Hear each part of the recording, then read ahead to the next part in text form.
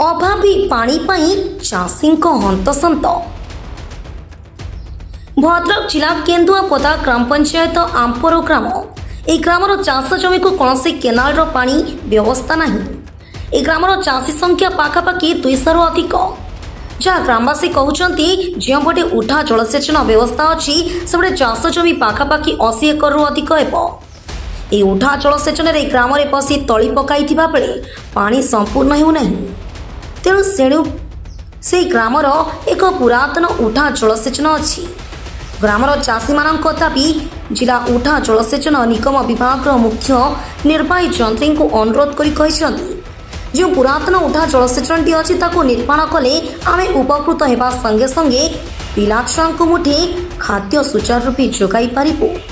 नचेत आम जिलापाल ऑफिस से आंदोलन करूँ बोली कहते।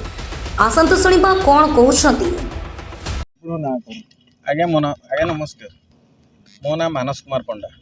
मु आंपर ग्रामर जड़े चाषी आमे एठी आज मीटिंग करथिलु जे आमर जो वर्षा कम होगा दृष्टि आम गाँव में लिफ्ट पॉइंट अचल हो जो पुराना लिफ्ट पॉइंट को चालू करने आम मैंने बसिकी ये मीटिंग करी कलेक्टर पाखक जो मुख्य जल विभाग जो मुख्य जंत्री रहिले पाखक जावाई कथबार्ता होलु।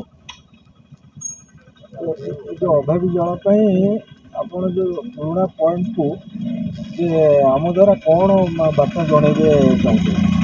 आज्ञा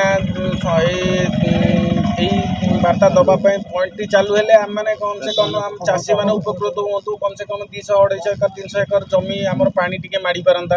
आमर पुराना जो अच्छी लिफ्ट पॉइंट यदि चालू हो जाता ताने आम मैंने बहुत उपकृत कौन कहे आज जो ग्रामवासी बसचंती जो अभावी जल कारण आप कौन जनइबे। मो ना वीरभद्र बारिक। मु जड़े आंपर ग्राम चाषी। तेणु आमर ये अभावी वर्षा कारण ए वर्ष फसल हवा संभव देखा जाऊ नहीं। तेणु सबू चाषी मैंने आम मिलित अभियोग करुचु बा अनुरोध करुचु कि आम ये जो आम पुराना पॉइंट अचल हो पड़ी जदि दयाकोरी से चालू करते आम मैंने ए वर्षर फसल किसी आमदानी करि पारंतु। भद्रक संतोष कुमार पेरें रिपोर्ट प्रतीक्षा न्यूज।